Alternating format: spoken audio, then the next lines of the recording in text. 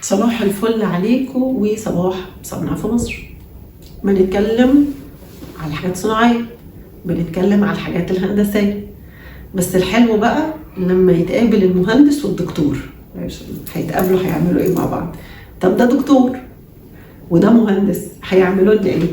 هيقدروا بمنتهى البساطة يعملوا لنا شركة ريبوتا، شركة موجودة في مصر من سنة 2012. أيوة، بتعمل ايه؟ بتعمل مكن المتخصص جدا جدا جدا في القطاع الطبي. يعني ايه؟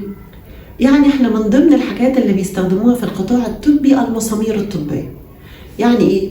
لا قدر الله حد مسمار نخاعي ووقع وتجبس والكلام ده كله، فبيركبوا له مسمار نخاعي او بيركبوا له شريحه ومسامير بخطافات. المهم ان المسامير الطبيه بتستخدم في ايه كمان؟ في السنان. الناس اللي بتزرع سنان او بتركب جزء من الاسنان سواء كامل او جزء منه، ده برضو بنستخدم فيه المسامير الطبيه. شركة روبوتا بقى مش بتعمل المسامير دي، بتصنع المكن اللي يصنع لك المسامير.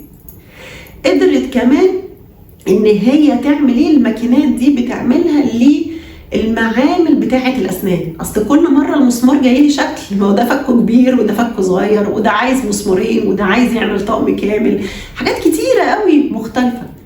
فالميزه في المكن بتاع شركه ريبوتا ان هو مش بيديك مسامير ستاندرد، ده انت كل مره تقدر تظبطها. ده قدروا يعملوا ماكينات طبعه ثلاثيه الابعاد كمان للانسجه الحيويه اللي بتستخدم بعد الجروح.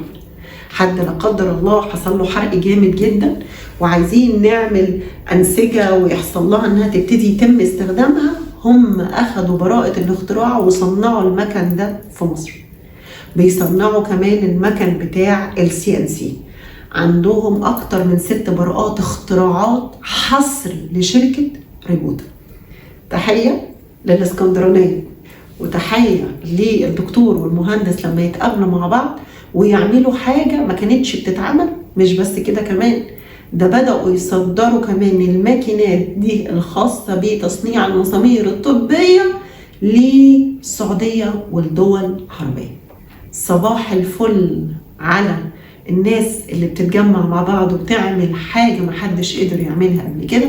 صباح الفل عليكم وصباح صنع في مصر.